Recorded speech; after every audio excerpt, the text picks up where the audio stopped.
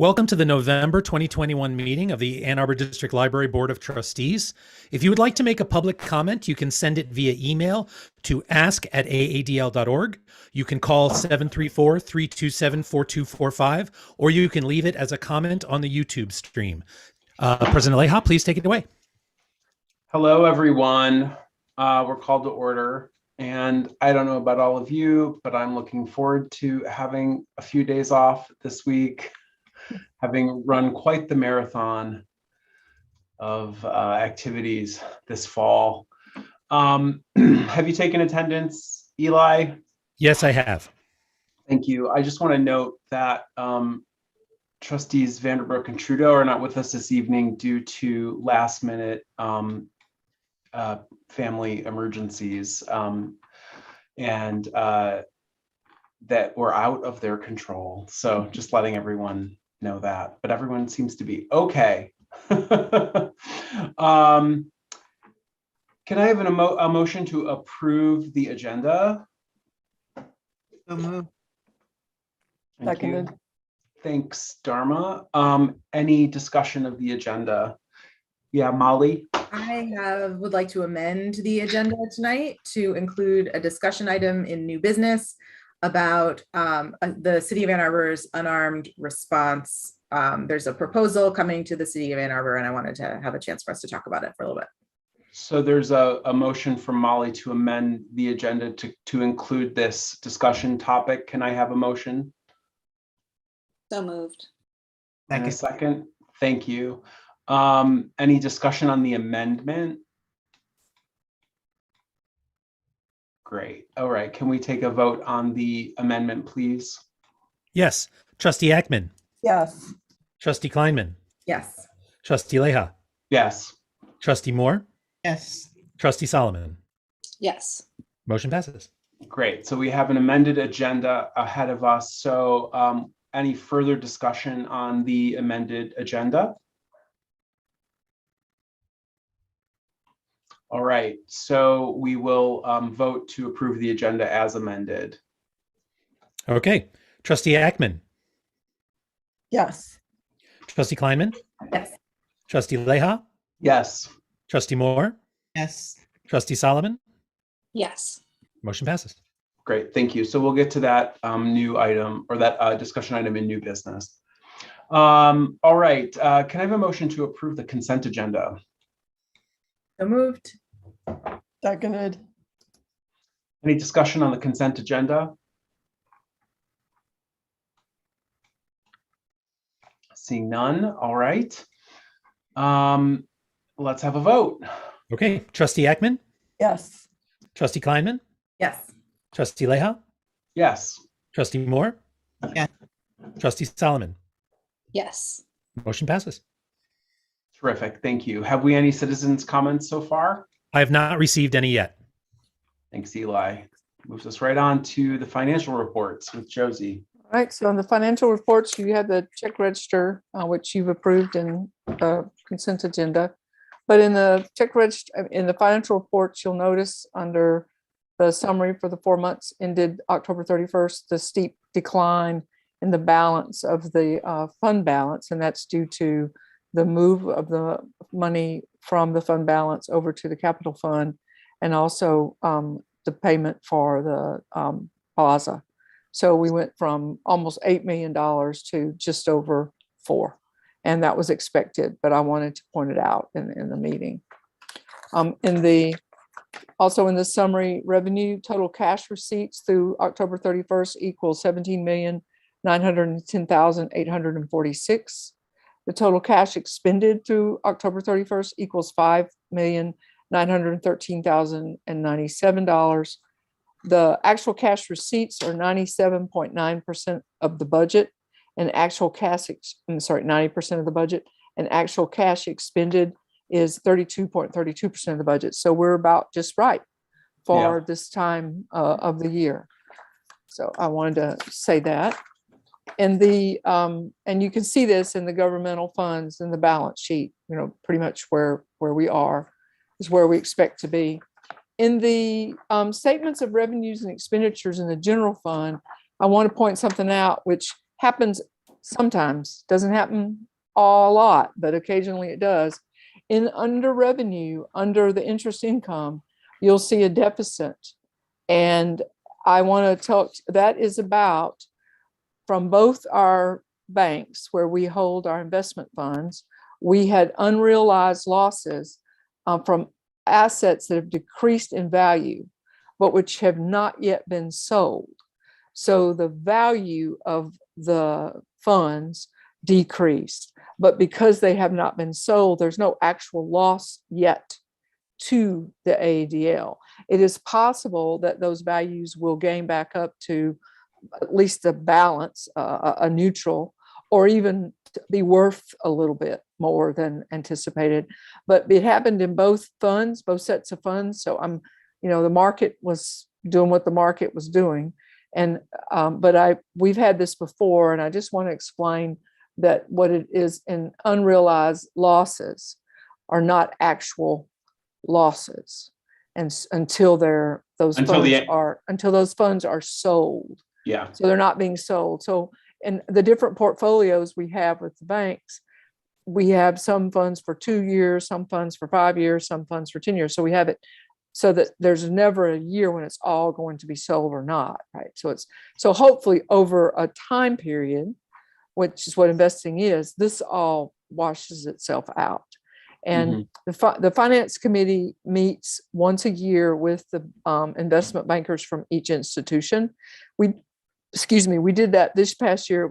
These were Zoom meetings, but they were held, and it's usually in the spring. So it'll be coming up with when the officers are selected and there's a new treasurer. So it gives people opportunity every time if there is a change, every time there is, to meet with the bank. So it'll be a good time this spring to do that anyway. But this was something that was, popped out at me, and I wanted to make sure if you saw it, you understood what we were talking about. Otherwise, the financials are pretty normal in that sense of what we expect. Nothing unusual, no other big changes. Unless someone has questions.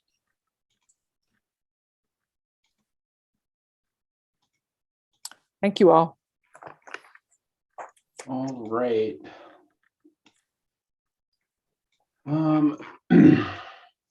So that moves us into committee reports with an update from the search committee. And I just want to be correct here on the date.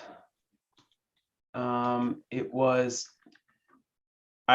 so oblivious to time these days. Was it last week that we had that meeting, Josie? Last Monday. Last Monday, thank you. Last Monday in the late afternoon. Yes, so last Monday, which was the 15th. November 15th, the search committee representatives, Dharma and I, met with Jim Green from Dykema, our legal counsel, and Karen and Miller and Brian here from Bradbury Miller, to work through the timeline, to understand from a legal counsel perspective if the proposed timeline as you all saw it from Bradbury Miller is above board for our obligations to the Open Meetings Act.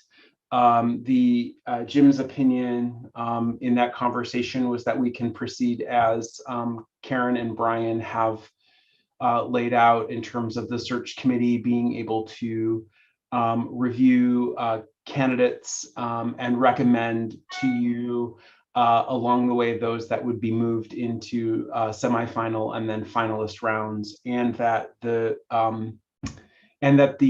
search committee may conduct semifinal interviews with a group of candidates in order to get you to the recommendation of finalists for full public interviews. And that is all to say too, that this process is one of great transparency, and you all will at any moment are able to review candidate files for those who were deemed qualified for the position. And when we get further down the way too, we all have the authority to add or subtract candidates as we see fit. So it is not the search committee solely making those decisions, because that would not be appropriate. So we're here as filters and recommenders to the full board in their decision-making process along the way. So if you go back to that original document, you'll see that the search committee will do initial resume review with Bradbury Miller in February, and then conduct a series of semifinal interviews to get us down to likely a group of 3 finalists. I believe Dykema is going to provide us with a formal opinion on that, and we had great counsel from Jim. Dharma, anything else that springs to mind? I don't think so. I think you captured it. Good. Okay. Questions, reflections, comments? All right, I can say we're looking forward to getting the job posting out there, letting the search firm do what the search firm does and recruit us some excellent candidates, and get this process really going. And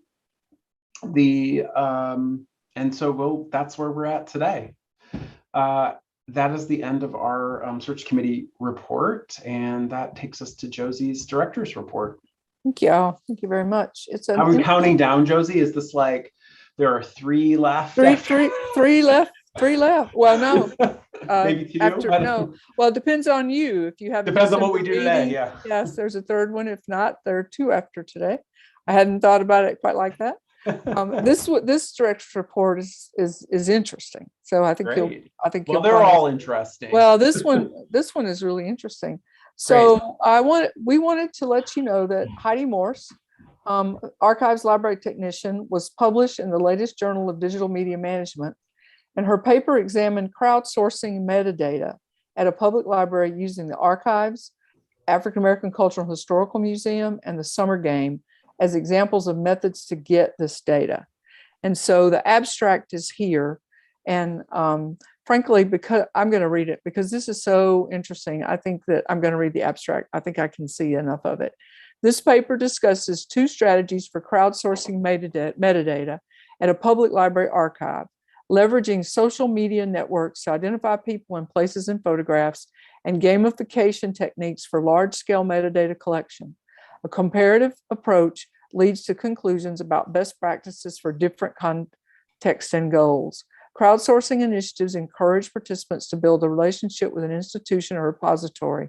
Smaller scale crowdsourcing campaigns often succeed not just in collecting metadata, but in drawing in new users.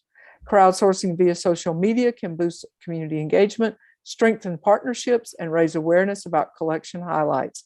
Larger scale metadata collection via gamification is more oriented towards individuals and existing users. Designed with user engagement in mind, crowdsourcing via online games can succeed in both digital outreach and metadata collection. And this photograph that you see in front of you was the beginning of this work. So it's a group of Boy Scouts, and we put it up. The AACHM put it up on their Facebook page and says, does anyone know these people? And of course, people did. And they started sending in the names. And so this paper is about the methods for verifying the data and using crowdsourcing to do this work. So it's fascinating. So thank you so much to Heidi Morse on staff. And I absolutely wanted the board to know about this paper. We just learned about its publication. So thank you, Heidi. And the next one is CNN visited downtown last week. A video crew came in to do a story on our tools collection. They were specifically interested in our musical instruments, having seen online all the things that we offer. They spent 3 hours downtown interviewing collections manager Sarah Waddell and getting a thorough look at all of our tools. And They really focused in on the Giant Connect 4. Our segment will be part of a larger piece on libraries and their unusual collections that will air on CNN's brand new streaming platform, CNN Plus, sometime in the new year.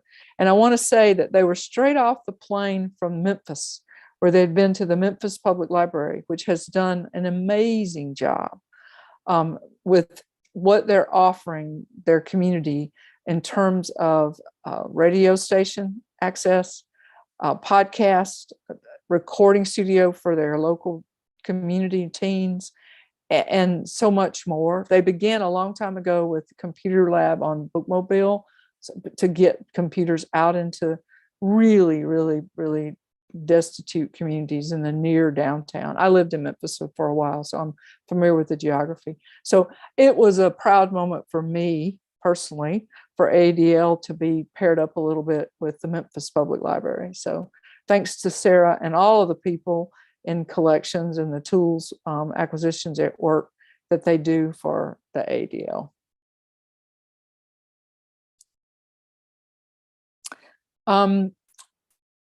A member of Fifth Avenue Press class of 2019, James Barbatano, published his very first book, The Dragon Library, with Fifth Avenue Press, and followed up with the soon-to-be-released Moonberry Pie.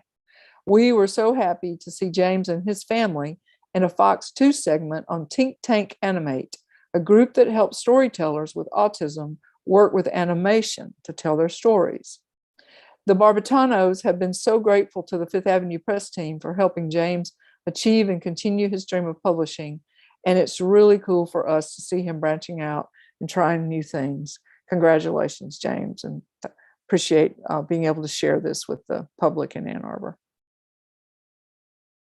And this one is a patron who was very happy that a title that was given away in the dozens of books from the Summer Game Shop this year was one with where the main character has dyslexia. And Fish in a Tree is about a character named Allie, who is able to hide her inability to read by creating clever yet disruptive distractions. She's afraid to ask for help, but her newest teacher sees the bright, creative kid underneath the troublemaker. And with his help, Allie learns not to be so hard on herself and that dyslexia is nothing to be ashamed of. So our efforts to reach people with all sorts of concerns and conditions was met in this book this summer with one patron, and we were very happy to hear that from the parent. So, sorry, this issue is late. On December 5th, we'll unveil a new exhibit in the basement of the downtown library all about zines in the 1980s and 90s. The exhibit was put together by the editor of Fact Sheet 5, one of the most influential guides to zines, and AADL library technician Christopher Becker, who has been working on this exhibit since before the pandemic. It promises to be a really interesting look into the world of zines during their peak. And this is a slide to bring you up to date on the next week. We'll be posting a call for artists to be included on the Laboratorium Gallery screen, with the plan to begin featuring these artists on the screen sometime in late winter or spring of 22. We'll be accepting still, visual art, or short videos art under 1 minute that can be existing works or proposals to create new artwork. And we'll be reaching out to partners and others in the community to try to reach as many underrepresented artists as possible so they get the word out so that people know this is coming and that it's possible. The response to our efforts for the Black Lives Matter mural and some of the artwork that we circulate has been so great that we're really, really looking forward to what we find and what comes from this call. And Tiny Expo will be online again this year. And so we have in-person show was canceled due to the uptick in the COVID cases in Washtenaw County. And the fact that state health department's asking people to all wear masks inside, we felt like it was wise to cancel this and take it online. Vendors will be notified tomorrow. This public announcement is the first one, public one. The online shops will be highlighted on ADL social channels over the next few weeks, and we'll be encouraging everyone to shop tiny and shop local. Tiny Expo. And our social media comments, we've been hearing through the grapevine that, well, the first one is about a patron who loaded up with elephant and piggy books from Westgate, and another one who built quite a great collection of Halloween themed books last month. And I love that we get a view of how she faced out her own collection of checked out books, combined, I think, with her own books. And I've been having fun looking at all her titles. And the other is a parent with a stack of elephant and piggy books, and she said they stayed up all night reading and laughing. And then this last slide is we've been hearing through the grapevine and through all the different ways of getting through the grapevine, how popular and interesting people are finding our location ampersand shirts. And so we're making sure that people know that these were summer game prizes. And if you got one, we hope you love it. Apparently a lot of people do. So, and that's my director's report. Thank you. Oh, the only other thing I'll say as part of a director's report is, as of right now, public boards will be meeting in public beginning in January. And so we will be planning to meet in public beginning in January on the 4th floor in the new build out space that we have up there, because we can space people out better in that room than elsewhere. So barring any major changes between now and then about that, we can expect to be meeting together in public in January. So and by in public, you mean in real life in a building? Yes, I do. That's what I mean. In person, but I should be very specific. Thank you, Jim. Since we are in public right now. I know, but yeah, in person, in Yeah. person. Yeah. Great. What does that mean for streaming capabilities? What we are proposing is that we will do everything the same. We Okay. will continue to stream. We will continue to take questions the way we have with email, call in, and during the meeting for reading in the meeting. We won't change access to you all that way at all. And that room is decked out with the appropriate stuff now? Okay. Yes, it is. Yes, it Great. can do that. Yep, it can do that. Excellent. Reflections, questions, comments on Josie's report?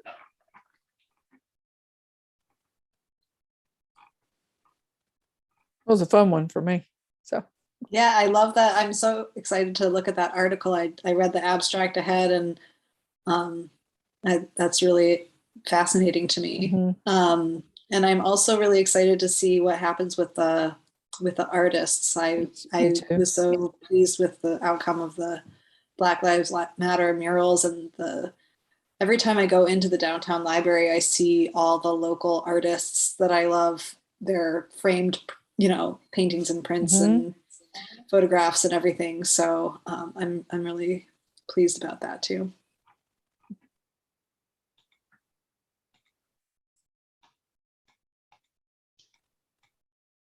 All right. Thank you, Josie. That takes us off to library director search, updates and discussion. And I know that you now have all received the job posting or job announcement from Bradbury Miller, and hopefully have had a chance to take a look at it. The goal of this conversation today is to just kind of, to really give our initial feedback, provide feedback relatively quickly to the consultants about what we think should be edited or changed. I think there's also this sort of like larger conversation, which I would like to have with all of you when we're a fuller board about what when we really drill down, what is it that the board thinks is absolutely the most important couple of things that we're seeking in the next director, and whether or not this and tonight, whether or not this posting speaks to us as an institution, and conveys a sense of who we are to interested candidates. Jim, are you So saying that we have more time after this? Because when would we be? no, we will completing not. I'm it? talking, so Okay. tonight we need to Okay. provide feedback so that the posting can be finalized by the consultants and posted very soon. December 1st is the goal. Okay. This other conversation, I think, is one that we just need to keep having as we move through the process, which is like, this is our forum to kind of like think through and start to imagine like what it is that we want a new director to be emphasizing and prioritizing. If we're lucky and the search is good, we're going to end up with candidates that are going to offer, sort of different facets of excellence, I think. And we will probably be in the position of having to really think about what it is that we want to kind of select for as we move into this next phase of the library. So let's focus for the task at hand here, which is the announcement. And I may try to take some notes as we kind of go through so that I can convey to the search firm some of our key points, and I'm happy to do that and take that role. You are also all welcome to email them directly as well, but I will take notes and I will communicate with Karen and Brian after the meeting. They'll probably also watch the meeting at some point to get our feedback. So who would like to kick us off?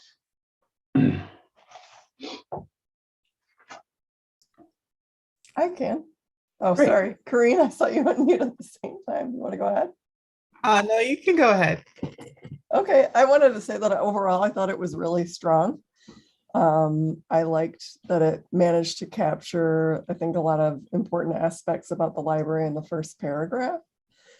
So anything that I have really was kind of small tweaks, like, for example, where it says that we continue to expand the scope of our library services and our effort to promote and the development of literate and informed citizens.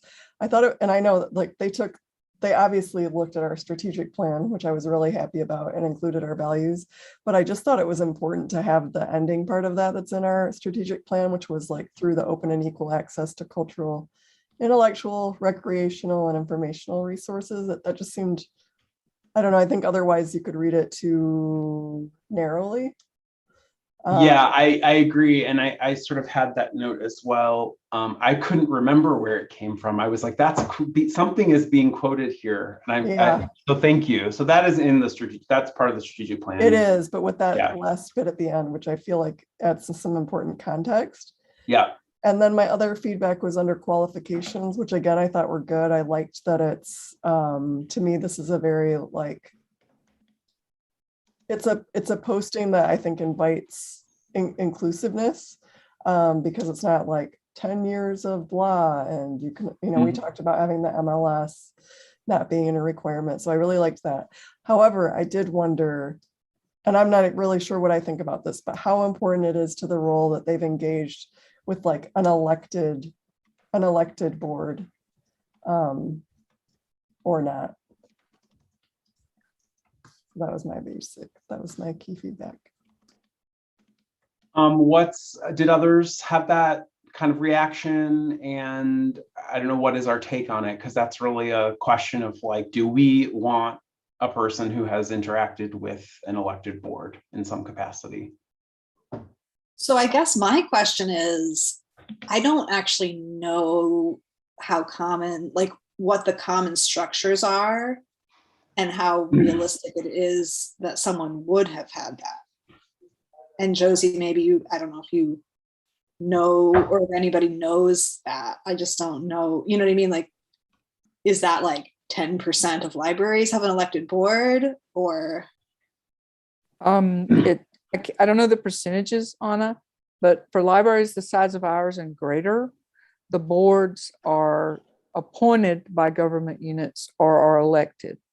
So if they're a part of the city, a part of the county already, if they're a department within the city or department within the county, the way many are, their boards are often appointed by the councils and or mayors of those places.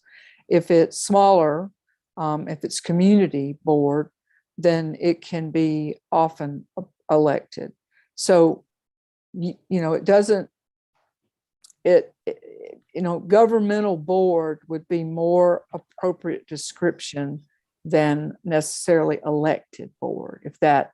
I think that's that what I makes meant, sense. as opposed Yeah, to like so- an academic librarian would not have. that. Right, Yeah.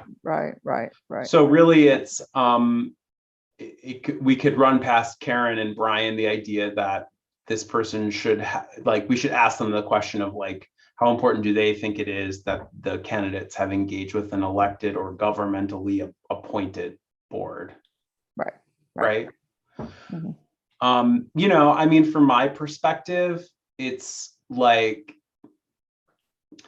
I think it's one of the really important aspects of the job is sort of the board engagement and board relationship management and kind of the director can't function without, being able to like do what, the director does with a body like this.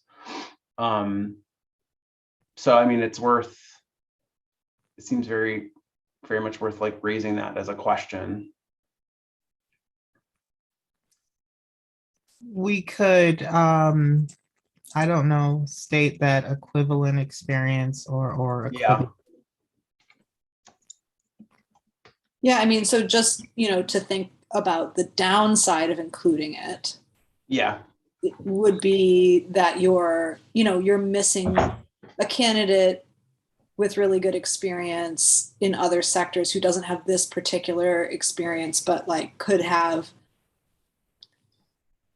like equivalent, right? Like Corinne said, kind of equivalent, like where they are. Yeah, reporting to a the board of nonprofit some sector kind. and had to work Yes. with boards or right, like so. If we That makes sense. too specific in, and I'm looking at the language of what it says. Mm-hmm. Compelling combination of demonstrated knowledge and skills so it gives leeway because it says most of the following areas. You know what I mean? So somebody that's reading that and says, well, I don't have that, but I have all these other things would still apply. Yeah, I mean, it's also just an interesting, I think it's an interesting question because like the idea of library experience is foregrounded. So it's unlikely there's a reality in which a person doesn't have some kind of library experience. So like, is that person going to come from another sector? I don't know, whatever. I'm just like, I'm thinking out loud here, but I think that that's fine. I think your what if, Anna, is an interesting one.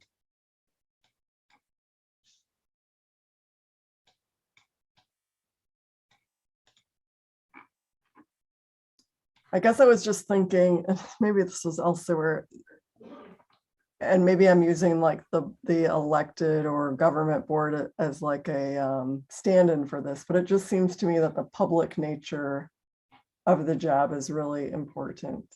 Mm-hmm.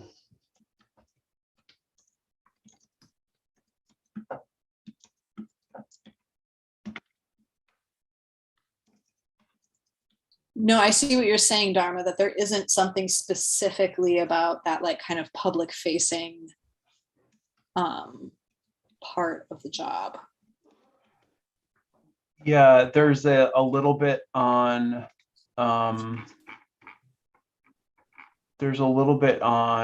effective professional relationships with government and legislative bodies.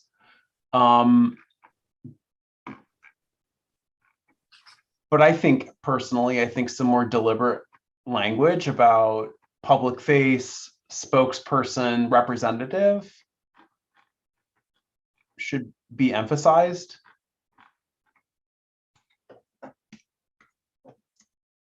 Mhm. I agree. That's definitely some good feedback.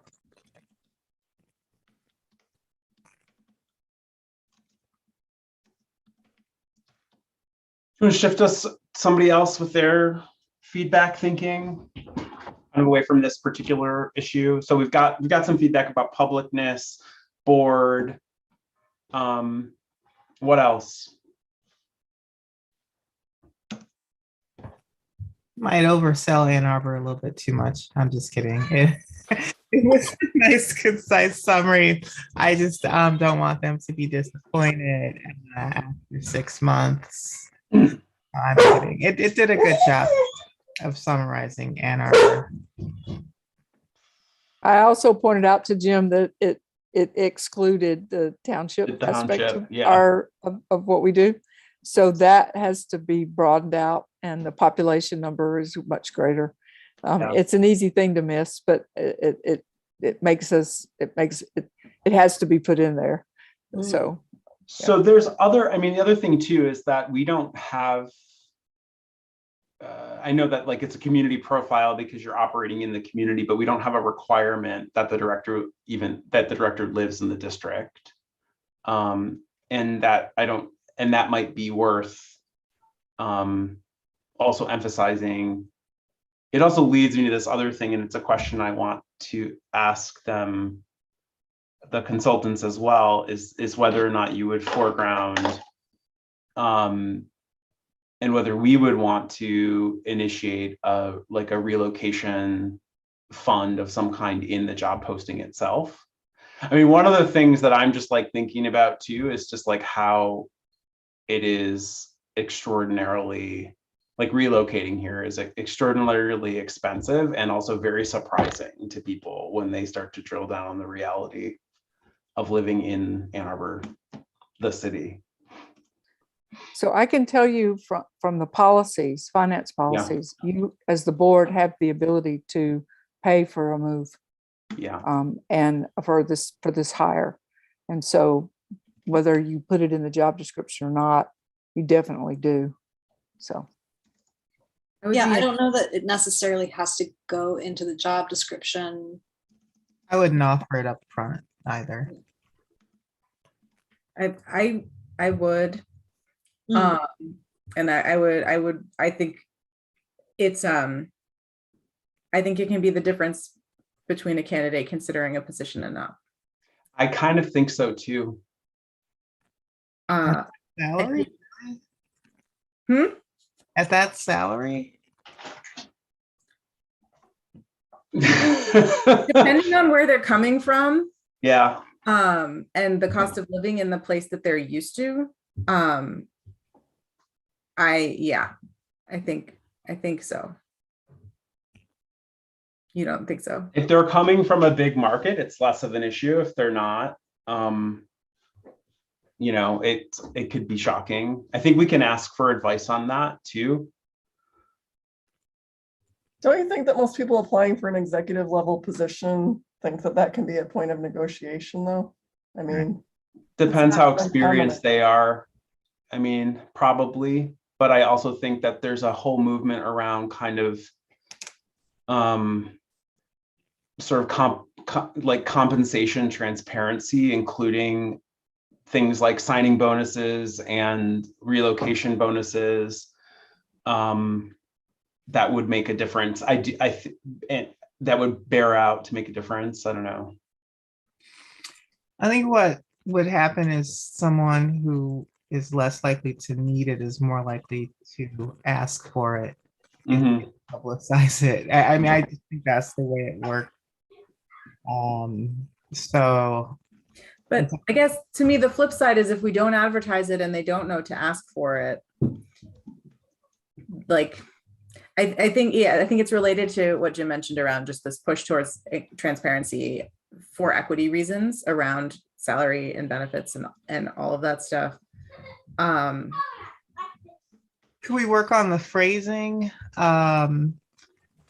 A willingness to discuss, or relocation expenses, or you know what I mean, so that maybe it just people who don't need it don't, aren't demanding about it.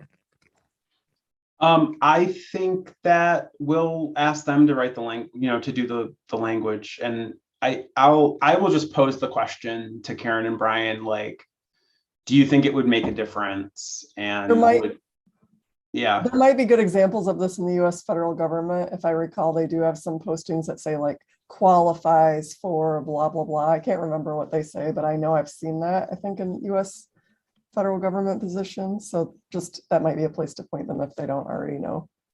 But do they have it for those positions that pay this much? Because in my experience, and obviously I'm only a lawyer, and so I don't look at non-legal. Yeah, I have seen it because they're so like stringent in what they have to do. I have seen it for high paying jobs before. Okay, they don't like to give lawyers relocation. Yeah. So It's not uncommon in library director positions, our size library and up, for there to be relocation dollars, but it's worded differently, just job ad to job ad. So I can say that. okay, sounds good. Corinne, going back to your initial point, is Ann Arbor an oversell? I mean, generally speaking, yes, but as far as this, I mean, not generally speaking, but for the like, is it no. too heavy-handed? Does it feel too heavy-handed here?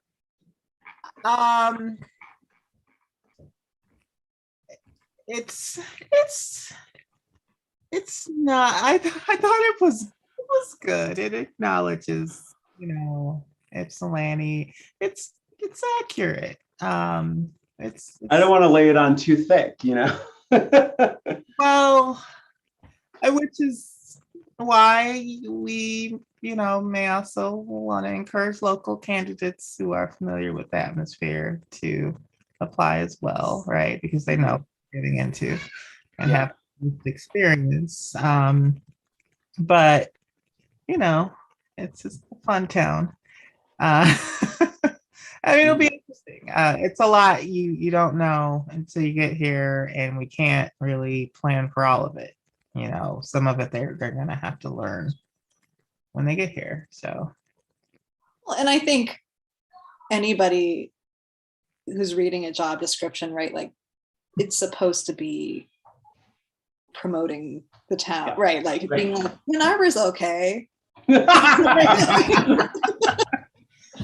It's problems. I mean, yeah. It also, begs the question too, and just more generally speaking, like I wonder if it all feels very positive, like, and that's not a bad thing, but I do think that, like, if I'm a candidate, I kind of want to know a little bit more about like what there is to sink my teeth into, and how to pull those things out a little more. I mean, it isn't really like the key initiatives section is really that section, and I wonder if it could like go a little bit further. even the first sentence, right, with the challenges of a 21st century library head on, could be, also related to the surrounding community more explicitly. You know what I mean? I don't know. It could be more, you could bring that facet in there. What if like, I mean, I don't see anything here that's not accurate. I think that, and I also think it's inappropriate in a position to sell the area. Yeah. I think that like it did strike me like just its placement, like that it was this description of the library, then it was this description of the town, and then it was the description of the responsibilities. I guess I just wonder if maybe it could be reshaped more. Like what I find compelling about this is like the opportunity for collaboration and like leveraging the resources that are here to make things happen. And I just think of some of the things that we've done with different collaborators in the city. I wonder if it could be kind of shaped in that way. I don't know. Related to that, I definitely laughed at how hard it sells the art fair. And especially that the art fair is listed before the University of Michigan. There is international. It's so much money. But yeah. It's like a week, whereas the U is here all the time. I don't know. That was a moment of unbalance for me that I think speaks to the bigger thing that Dharma is talking about around some reorientation. Yeah, well, and University town than an art fair town, probably. Like, are we trying to communicate what they can do in their free time, or are we trying to communicate like the setting for the job? I guess would be my professional opportunities here. Yeah. Yeah, I think just swapping those sentences would solve the problem. Also, the sentence, this is my grammar nerd part coming out, but the sentence that starts with home to one, that's ungrammatical. So I've made that note. I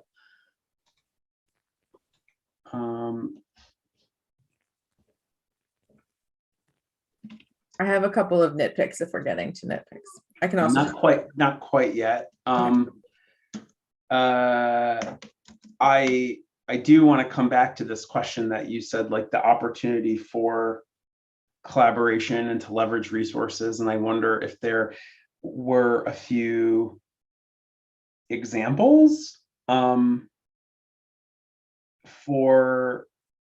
that specifically that really surface as interesting. I kind of think that like the lean into, I think like this sentence about, instruments and Fifth Avenue Press, I'm not sure that like those are the most like interesting things to foreground for me. I think like the whole tools collection is kind of, groundbreaking. And then maybe like this huge summer game that we have. That's what I was gonna say. Totally agreement on that one. Okay. So I'll suggest that. And I don't know if it's easy for people to get the information, or for these folks to get the information about like what is that's comprised of. But do you, Josie, want to say something about like the number of things in the tools collection, or like what's the factoid about the tools collection, and what's the factoid about the summer game? So I would, rather than try to do it right now, what I'd do is get something to you. Great. For a factoid, because I think summer game is about the number of people who play it within our population. Yeah. And its reach, right, in all ages. Yeah. And as far as the tools collection, I just have to find out more about what would be the most interesting thing about that. That's great. And one of the things about this, can I jump in about the summer game, is that there's individual participants, but then there's also how many businesses are participating. Right. You know what I mean? Like there's different angles to it. If you want to talk about community engagement, there's like individual community engagement, and then there's the whole business community, commerce. That's right. That's correct. Yeah.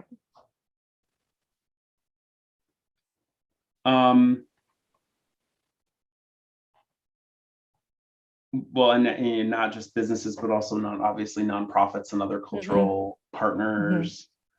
But it's telling, Jim, that businesses want a game code in their windows, because many libraries can go decades and the Chamber of Commerce don't know they're there.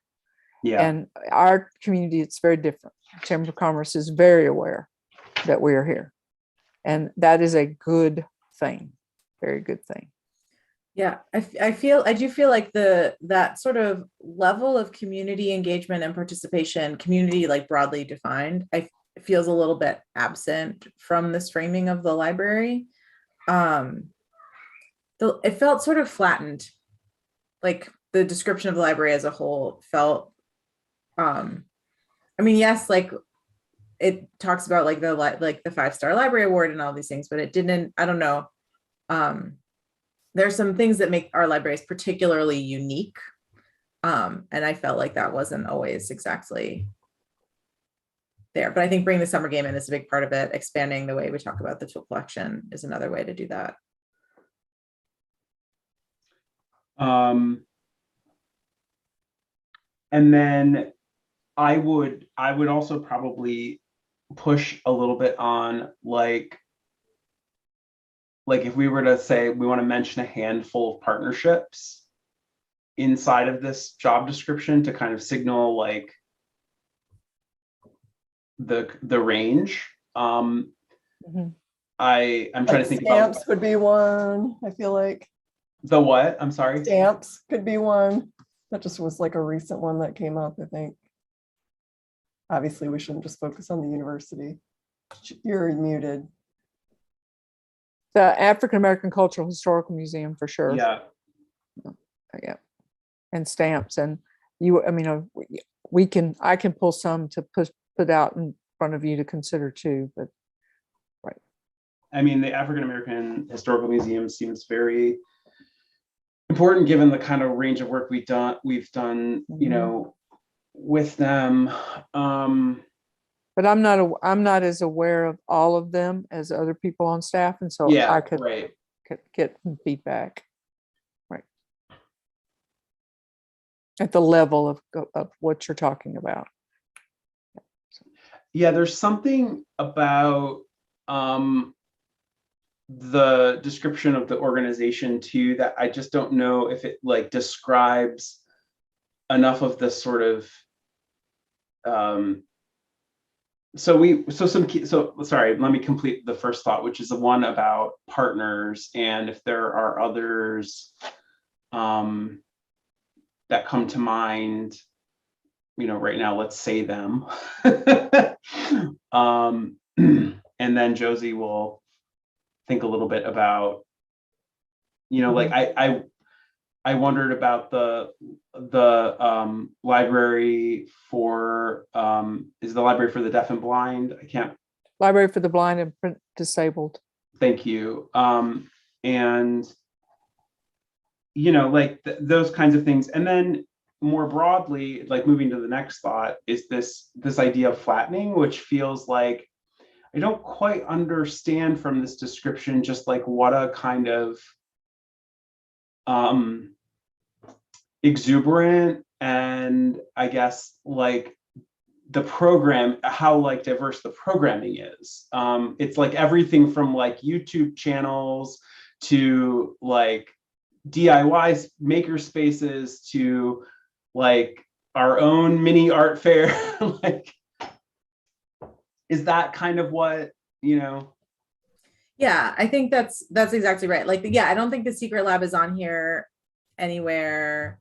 Thinking about like some of the events that I've been to at the library that have been like the most impactful for me was like, you know, we have a lot of local authors, and authors choose to do like their book launches and their readings and their signings in the library. And yeah, I think I guess events broadly defined, the invention of the Lobbytorium, which I still think was brilliant. Like, I guess, yeah, there's a creativity to it, I think, that's maybe missing a little bit. So yeah, to build on that, the words that come to mind are like playful, creative, like makers. There's this really amazing part of the AADL of production that I think is pretty unique. And the collaborator that comes to mind is quite scientific. You know, the local music label that you know, there's access to this huge local music archive. But yeah, I think that like playfulness, creativity, like isn't captured. I almost think because it might get too long, that we could sacrifice some of the description about Ann Arbor. Really, Corinne? Are you sure?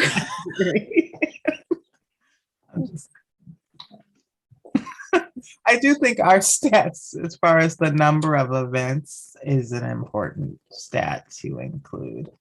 And they use the term eclectic, but you're right, that doesn't capture playful. It really, or creativity. It just doesn't, so a little bit more descriptive words.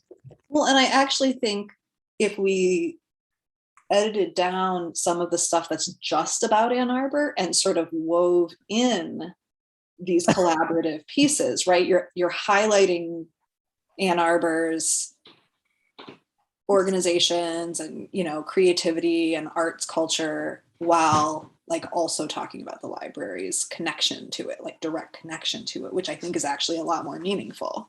Yeah. And it sounds like we're focusing on the wrong things right now. And as a result, it's coming across as like, even though it's true, it's coming across as like false because it doesn't really mesh with the things that we're trying to highlight about, I think, the position in our library.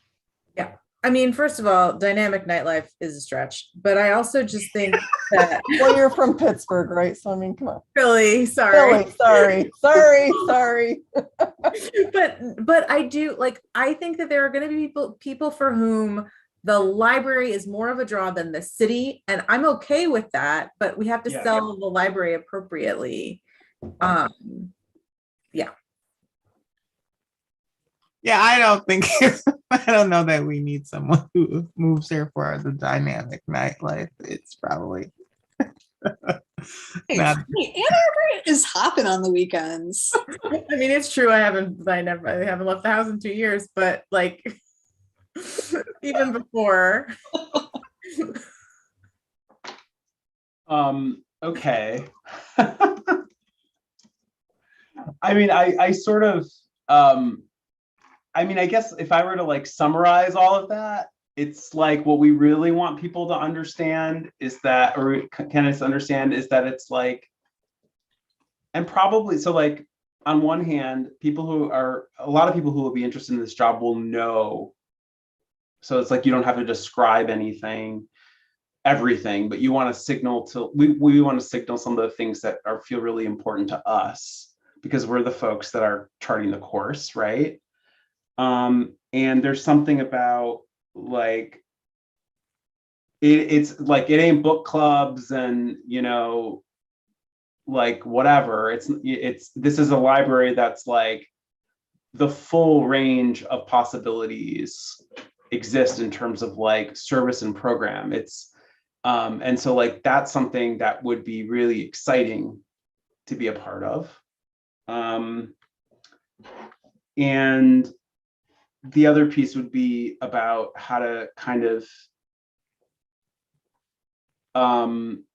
rewrite a little bit the Ann Arbor section to kind of weave a little bit together about how like the context is not just about a sort of a personal setting, but also one that feels like what the relationship to the job is sort of professionally, the context for doing the work as opposed to sort of like, this is a great place to live, which it is.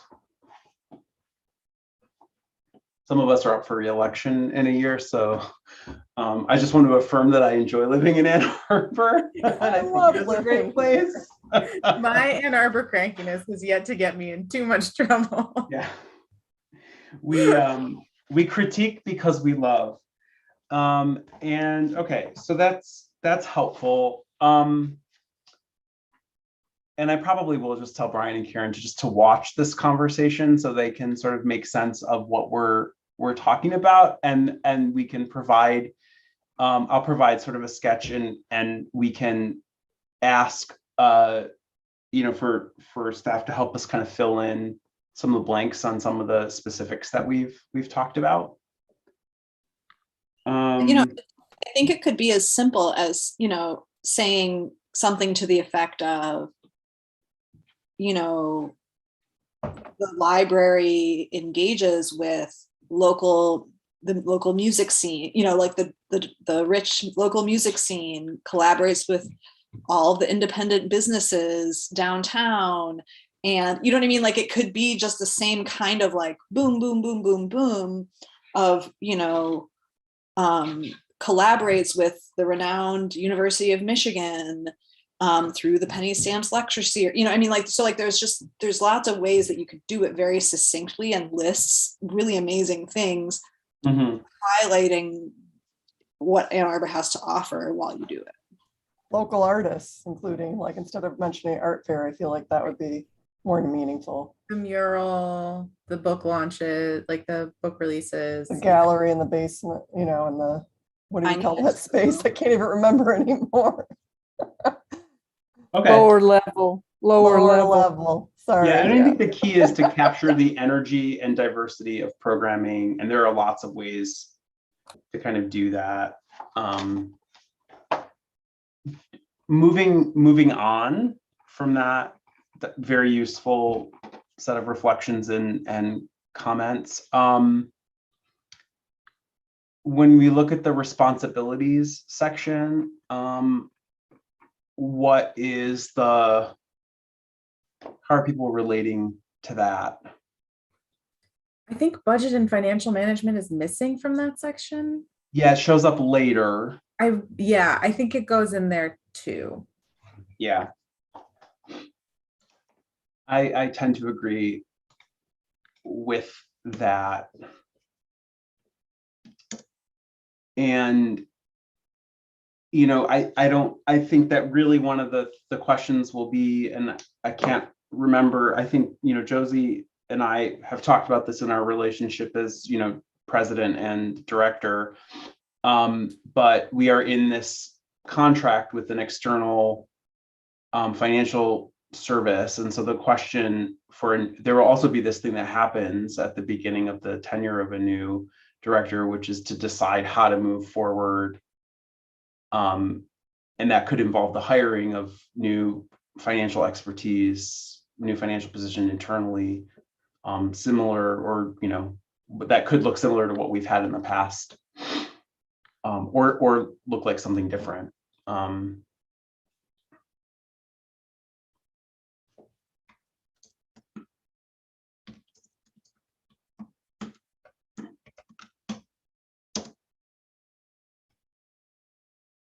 But yeah, I definitely think that the financial piece has to be in that paragraph.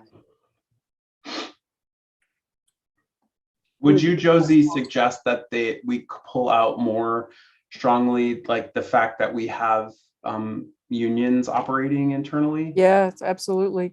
I mean, the finance side of it, I'm glad you're putting the finance in there.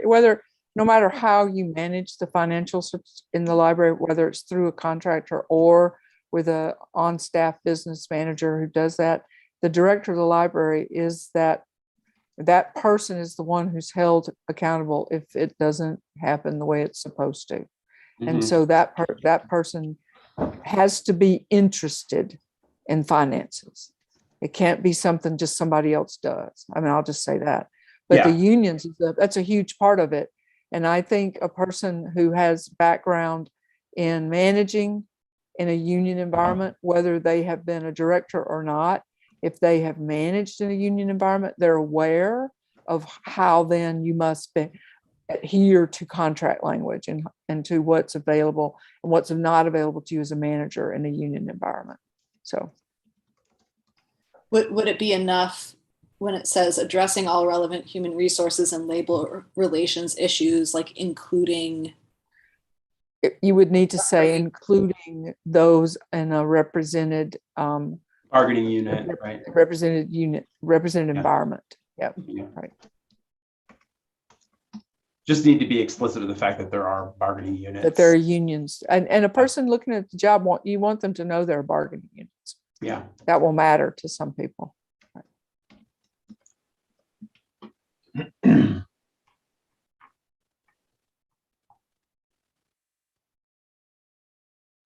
The contracts are online.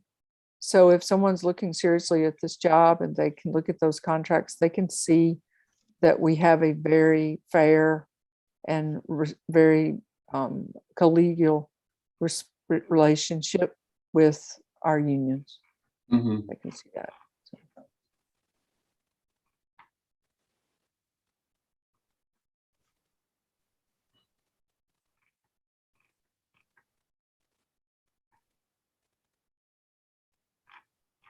Any additional insights or thoughts on this particular section?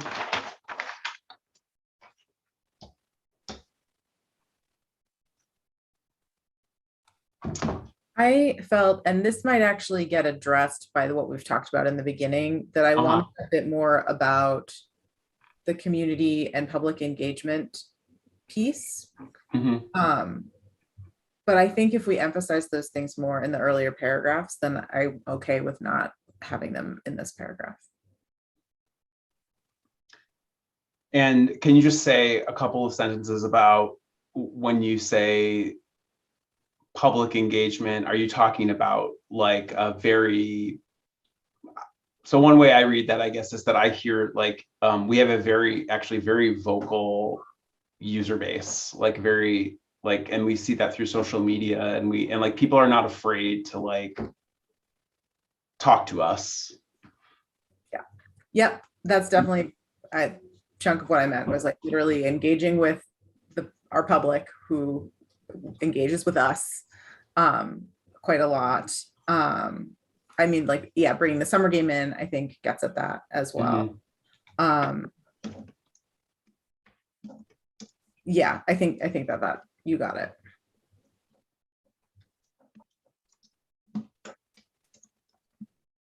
And yeah, if that's highlighted up above, like there is, it says customer focused delivery of services, and then, you know, maintaining effective relationships, and, you know, so like there's language more sort of what those tasks, what that task would be if you describe it better. Yeah. All right.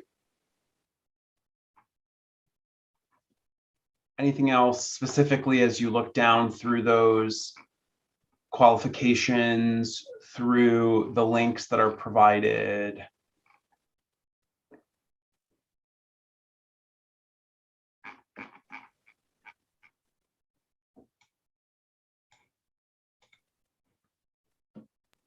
At the risk of sounding ignorant, the term leading edge is used twice, and I don't know what that actually means.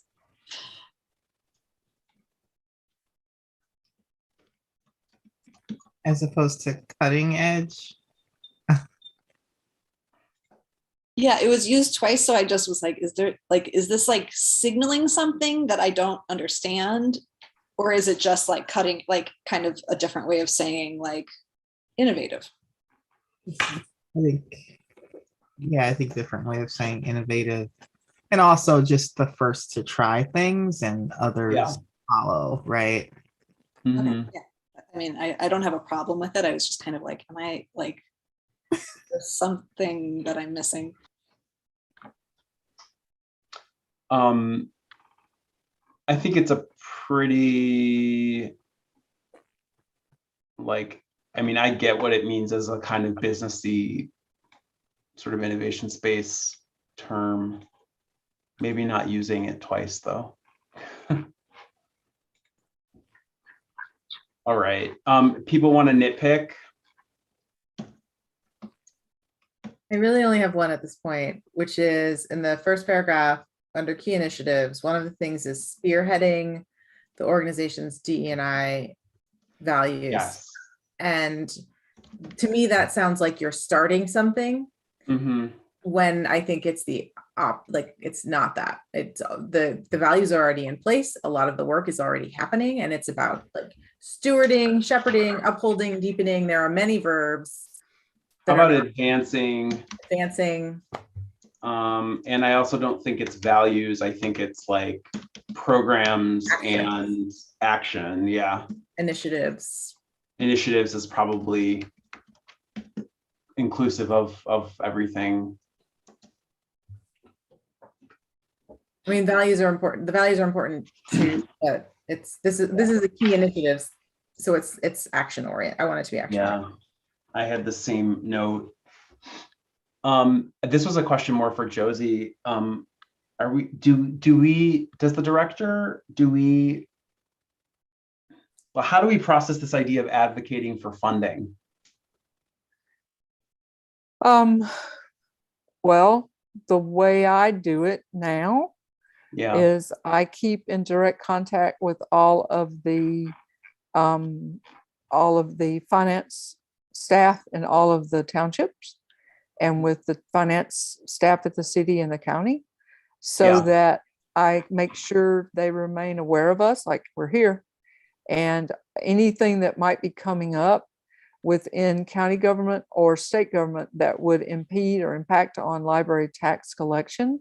That this way, what often happens is they let me know before they might have otherwise, because I'm talking to Yeah. them. And one example is penal fines. There's Mhm. always legislation at the state level that wants to use penal fines for something, without regard for what penal fines were put in the Constitution for, and was to go to public libraries.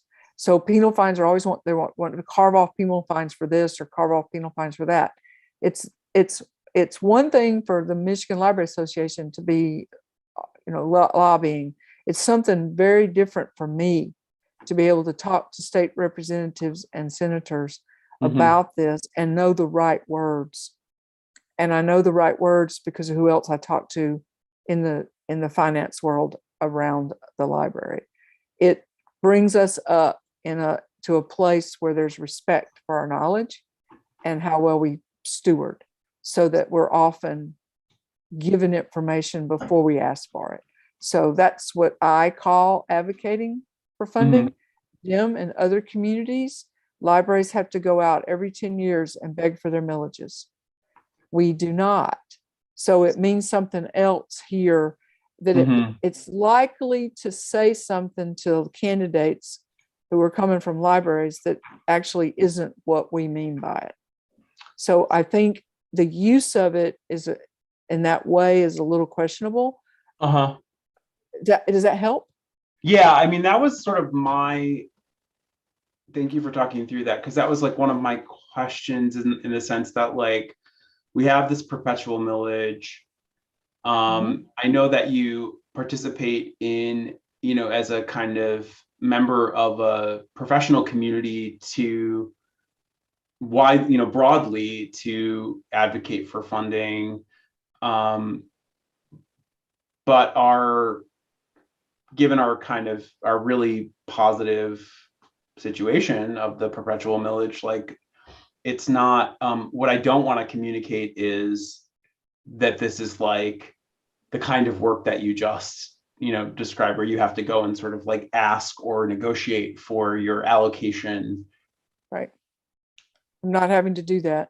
Yeah. And however, you would have to advocate for a bond millage.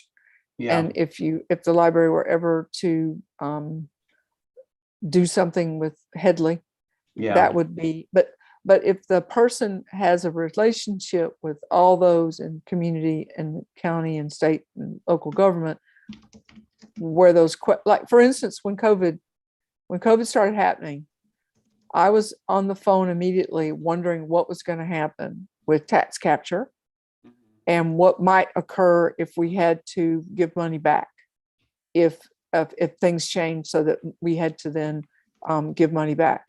What might that look like? And I was not the first to think about it. The county was thinking about it. The city was thinking about it. Everyone who have those jobs were thinking about it. So I felt in good, like, okay, they're going to remember me.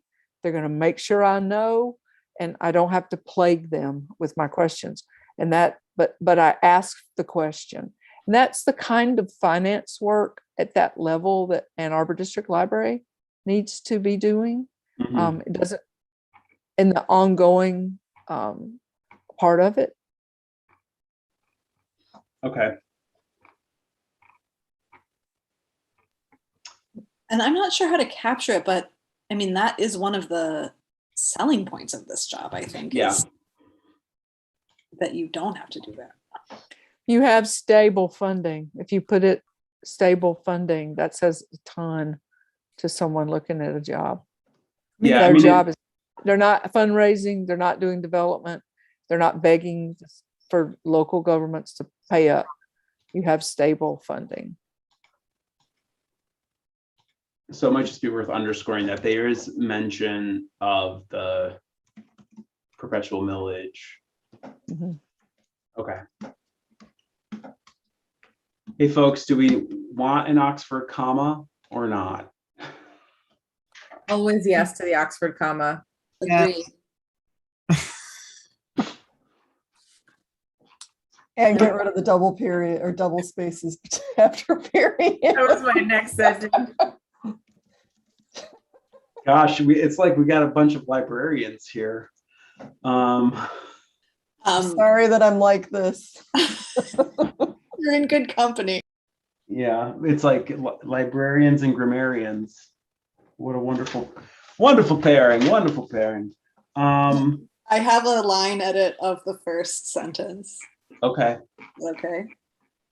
I would cut the word forward and I would cut head on.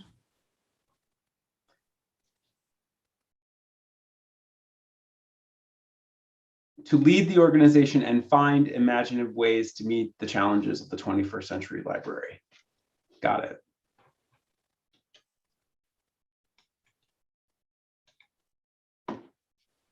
I'm just reading it out loud so I understand what you said. Okay, great. Anything else?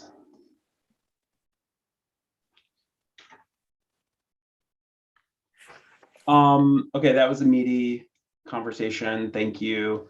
We need to move along in our business. So as a process point, feedback, some written from me, and also our consultants have access to the video recording of the conversation.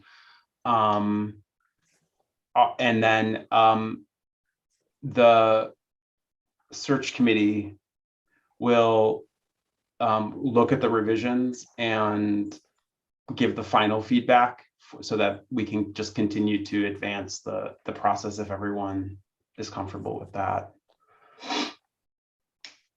That makes sense. All right, great. Thanks, everybody.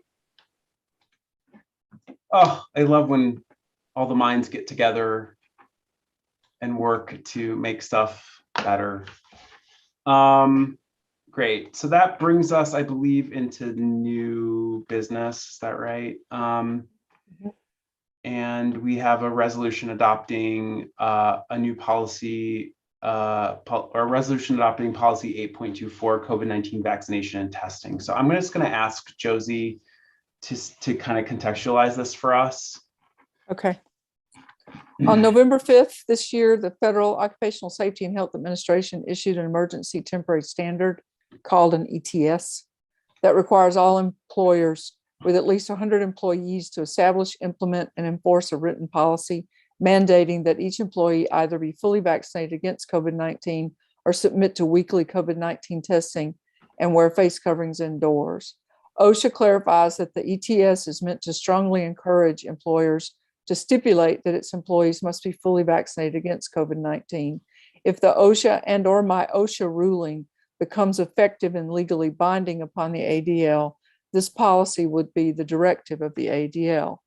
While you're likely aware that this ETS is now in litigation, which is not likely to resolve soon, and also that OSHA suspended its action on this standard, it did not withdraw it. So if the litigation at the end of the day upholds the standard, the library will be bound by the standard to the date of its effectiveness according to its original origination. What that means for us, based on our legal advice, is that we must adopt this policy to be effective if the OSHA standard is affirmed, and or if my OSHA, in the state of Michigan, my OSHA could actually mandate a standard more stringent than this one, not less. It's not likely that they're going to do that, but they could. What we need to do is be ready in the event that this is adopted whenever. And so this is typically for like a 6-month period, and then there's more formal standards are adopted that are more permanent. So what we're asking is that you adopt this based on the sentence that if it's affirmed, it will be the directive of AADL. We worked with our labor units, our MEA units, on this language to make certain that we were going to have agreement with the change in workplace rules, which this will do. And then we'll have a letter I'll sign off on with them stating that they agree to the change in workplace rules. We will ask our staff by December 1st to tell us whether or not they're vaccinated or not, but we will not have any mandate to demand weekly testing unless this directive is affirmed. And if it is, the weekly testing would begin that almost immediately. I will say, for you all know that the reason we are approaching this where weekly testing is an option is because of how well our COVID process has worked at the library, with the reporting, with the alerting us that there's COVID, people have been exposed, they're voluntarily quarantining, or they've been tested and they're positive and they're quarantining, to the degree that no one has contracted COVID at work and there has not been spread at work. And right now, we estimate that we have fewer than 10 people of 220 unvaccinated. So our compliance is really good. And so between our own experience and our union conversation, this is how we would like to approach this. And we're asking you to pass this, adopt this policy tonight, understanding that it won't be effective until the ruling is ruled effective.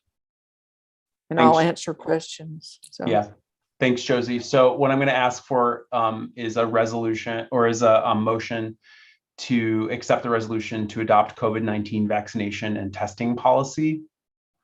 So moved. Thanks, Corinne. Can I have a second, please? Second.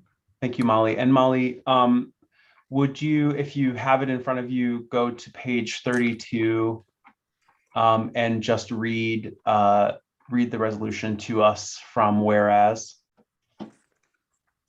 Whereas effective November 5th, 2021, the Federal Occupational Safety and Health Administration, OSHA, has issued an emergency temporary standard requiring private employers with 100 or more employees to require COVID-19 vaccination or weekly testing and masking for their unvaccinated employees by December 5th, 2021. And whereas the state of Michigan has adopted a unique state plan like 21 other states, the Department of Labor and Economic Opportunities Michigan Occupational Safety and Health Administration, MIOSHA, has 30 days from the effective date to implement the standard. And whereas MIOSHA is required to be at least as stringent as the federal OSHA standard, it is anticipated that they will adopt the identical rules and requirements contained within the federal OSHA ETS, and it will include government employers. Now, therefore, be it resolved, 1, that if the OSHA and or MIOSHA ruling becomes effective and legally binding upon the AADL, this policy will be the directive of the AADL. 2, that the board adopts the proposed policy 8.24 COVID-19 vaccination and testing. 3, that all resolutions and parts of resolutions that conflict with the provisions of this resolution are rescinded. Thank you.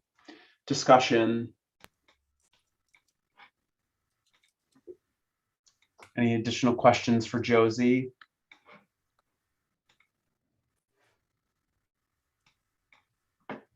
I'm just glad that we'll have a plan if and when this becomes law, so we can move forward. And again, just want to compliment you and the staff on, all the safety measures that you've been taking so far. It's worth saying again and again that our branches are very, very safe spaces, and the staff is really, taking all of this very seriously. And it's sort of hard to understand in the way we wrote this, but the way the standard's written is an unvaccinated person must be masked at work at all times except when eating. We would still require the staff as a whole to mask at work for the foreseeable future, whether they're vaccinated or not. Thank you. Alrighty, let's have a vote on this one. Okay. Trustee Ackman, Yes. Trustee Kleinman, Yes. Trustee Leha, Yes. Trustee Moore, Yes. Trustee Solomon. Yes. Motion passes. Thank you. Thank you. Okay, I'm going back and forth in my PDF document here. So can I have a motion to accept the resolution of thanks to Laura Lee Sherwood upon her retirement? So moved. And a second? Seconded. Thank you. Is there anyone who'd like to read this resolution, which is, I believe, on page 31 or 32? I can read it. If I can Great, thank scroll you. to it. Lots of scrolling. I'm saying like 33 of the PDF. Is Lorelei, is that Yeah. right? Lorelei. And I start with board resolves as follows, right? Yes. All right. The board resolves as follows. 1, that it would like to officially thank Lorelei Sherwood upon her retirement for her service as an employee from July 28th, 2000 to October 29th, 2021 of the Ann Arbor District Library. 2, that all resolutions and parts of resolutions that conflict with the provisions of this resolution are rescinded. 21 years of service. That's pretty outstanding. Josie, what would you like to say? Well, Lorelei came to the library just after I did, and she came to work in our safety team, and she was the person who was at the back reception, taking all the calls and then welcoming people in and out and all those sorts of things. So she had that face of the library from the vendors and contractors, and she is one of those people who smiles at everyone, and she has a grace and a graciousness about her that we all appreciated. She is retiring from a position as a clerk in the acquisitions department. So she left the safety team and went to acquisitions many years ago and has been there all these years. And so we'll all miss Lorelei very much, but we wish her all the best in her retirement. Truly. I don't know Lorelei personally, but I just want to congratulate her on all these years of service and express our gratitude for all of her work. Thank you. All right, let's take a vote to pass this resolution if there's no further discussion. Okay. Trustee Ackman, Yes. Trustee Kleinman, Yes. Trustee Leha, Yes. Trustee Moore, Yes. Trustee Solomon. Yes. Motion passes. Thank you, Lorelei. Congratulations. Thank you all. All right, scrolling back up again here. We have, I'm going to suggest that we introduce Molly's discussion item now, and then we can do our vote on the December meeting. And I'll just preview that so you can be thinking about it in the background, which is that we actually don't have a December meeting on the books. And we'll want to discuss whether or not we want one. But before we do that, Molly. Thank you. So I'll start with a little bit of context. As some of you may be aware, back in April, Ann Arbor City Council passed a resolution asking the city administrator to make a plan for an unarmed crisis response program for the city. And there was, I think, there was a lot of interest in this. This is something that municipalities around the country are starting to create various versions of these kinds of programs. And so soon after that resolution passed, a multiracial coalition of people, community members, came together to start talking about, well, what would we want that to look like? And so I will say that I've been involved in this group since the beginning, very, very explicitly without any of my hats on, just as me. And so not related to my work on the library board.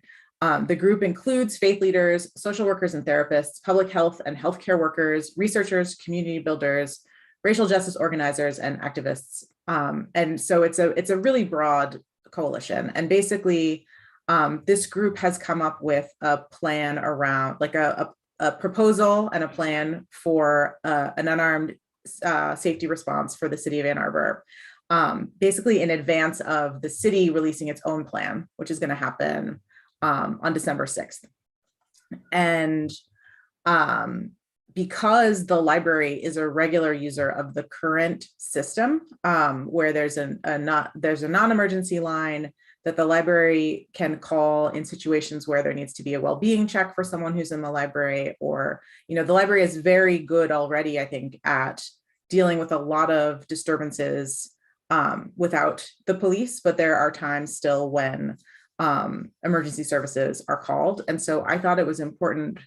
I know often the library is very cautious about engaging with city stuff, but this felt like one where it would be valuable for us to at least be paying attention, and that there may come a time where it makes sense for the board to pass a resolution in support of some, whatever plan ends up moving forward. My understanding of the timeline right now is that the city administrator will bring their plan forward to city council on December 6th, but there will be no vote at that point. The public engagement work will happen after that. And so that is sort of one point of potential entry for the library to be engaging in those conversations. My understanding is that so far the city has not really done any public engagement around it, and no one really knows what their plan is going to look like. And yeah, so I think that sort of covers the main pieces of it. And I can share to have sent out to the board some details about the group that I've been involved in, the Coalition for Re-envisioning Our Safety, CROWS for short, which I think at this point, the group has done meetings with all of the city council members and lots of the social service agencies in the city. And so the hope is that plan will also be a part of the eventual public engagement work that the city is doing. So questions, additions?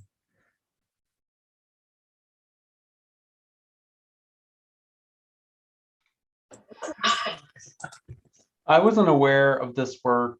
And so I'm glad that, you're bringing it to our attention, especially since we're, one of the very public spaces on, in downtown specifically, for which these kinds of policies have a very direct impact. So I want to offer appreciation for that. And also I don't, as the person here, I guess now with the longest board tenure, to say that even though it is, unusual for us to comment on city affairs, it's not without precedent. And I also think that we as a body we can do as we please in that regard. So if it is important to us, we can act upon it. Molly, could you talk a little bit about how you see this in connection with the anti-racism, equity, diversity, inclusion work that is a part of, the discussions that have been happening, at that higher level? In the library or in general? Library. Yeah. So I think the way we've been framing it is about, so it's in the name, right? We're re-envisioning our safety. We're thinking about what safety means for everyone in the community, and how we can be approaching that in ways that are more equitable and produced and more just for everyone who lives, works, moves through, comes to Ann Arbor. And that's certainly, it's been central to the planning that we've done within CROWS, and the way that we've approached this issue is around, very explicitly around racial justice. I think it is also an issue, it's related to how things work in the library. I think there's an understanding that in general, when the library has need of these kinds of services, everyone is on their best behavior. I think my understanding is that the library things have not escalated with emergency services or with police coming to the library, but there isn't within Crows at least an understanding that there are people who will never feel safe calling the police, and that produces a real gap in the safety net for a lot of people, and that's spanning, that's more than just a racial justice issue. There's also issues around drug use and other situations where people are not going to feel safe calling the police, where if they could get emergency support of some other kind, things like lives could be saved. So I don't know if that fully answers your question, but I certainly see it as really, really connected to a lot of this other work that we've been doing in the library, and sort of the values that we've stated. Right. I would add that it perhaps is already in line with the way we prefer to handle any disputes. And that's part of why we should consider supporting it. You know, it's not as if the police are ever our first call. Like we would already want to, attempt other remedies first in any kind of dispute resolution situation. Obviously, very severe situations, even then it might not require an armed response. And so it just adds to, I think our existing practice. It's because it is, in line with our existing practice. I think we wouldn't have a problem, after further review, supporting it. And I will say that at this point, the programs, all of the programs being discussed would be additive. So this would be an addition to what's already in place.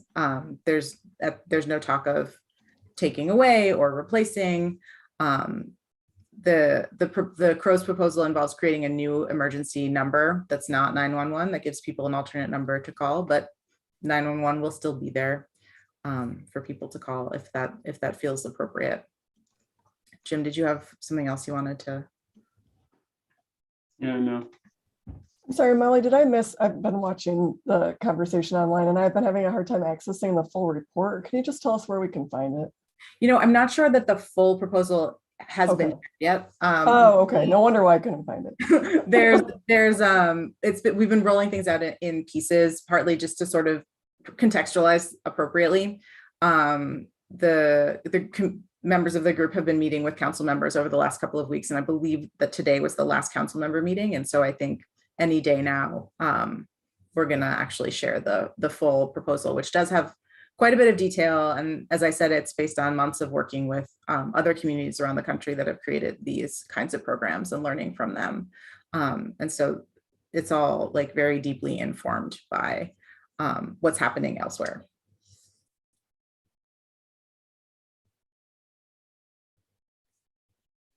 Thanks so much for bringing it to our attention. Yeah, thank you all. Jim. And just to clarify, what happens next?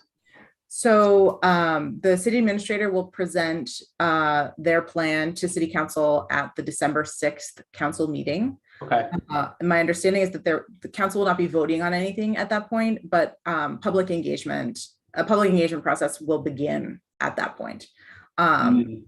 Probably involving both the administrator's plan and the Crow's plan, although those details are not as clear to me. I will also say that there's a good chance that these conversations will also be happening in conversations around the American Rescue Plan funds. So because of what those funds can be used for and the kinds of sort of infrastructure changes that would be needed for creating a new emergency line, for example, there's these conversations are going to happen and that public engagement as well. I'm guessing. I don't know for sure, but that conversation is also that public engagement is also beginning nowish. So city public engagement looks like different things. There will probably be public meetings where people can speak. There may also be more direct outreach to community partners and agencies. And I would hope that in that work, the city reaches out to the library.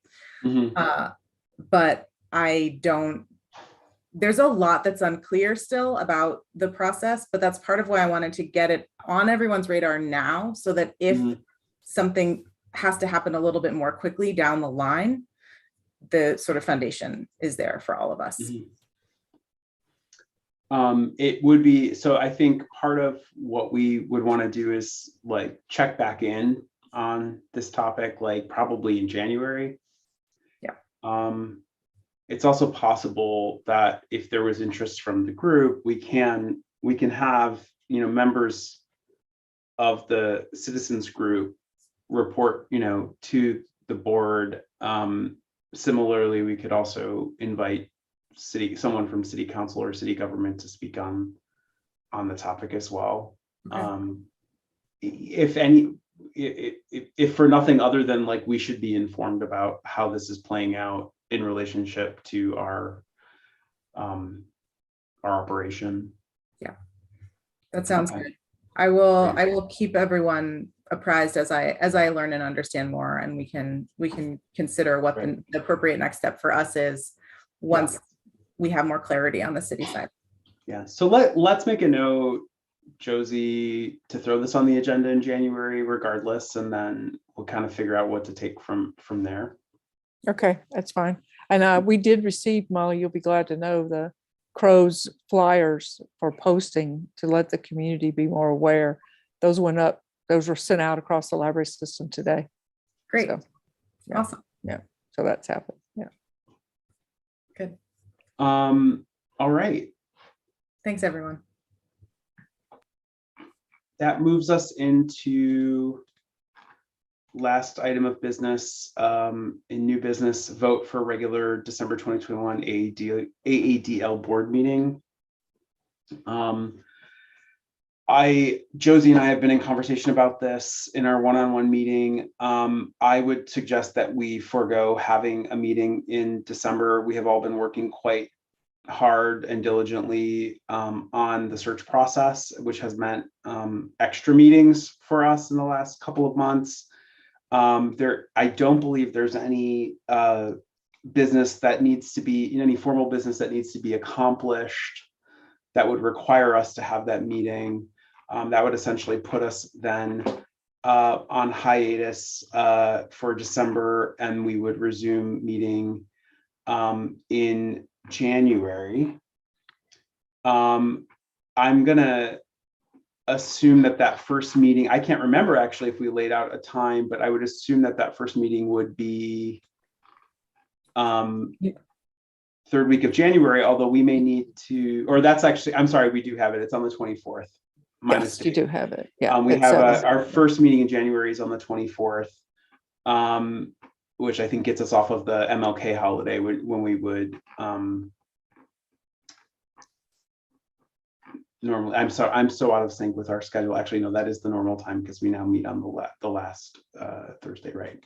Or last Monday. Okay, so the question on the table is, Josie, I just want to double check with you that in your opinion, we do not need to have a December board meeting for, any kind of business or operational concerns. No, we don't have any anything to bring to you for funding requests or as far as I know, policy decision. The financials can carry over to the January meeting. Okay. You can have 2 months of financials in one meeting. So we actually don't have to do anything. I don't think, because we don't have a December board meeting unless someone wants to make a motion to have a December board meeting. You can, I think, we can vote against it if we want to. Vote against it for those reasons. Yes.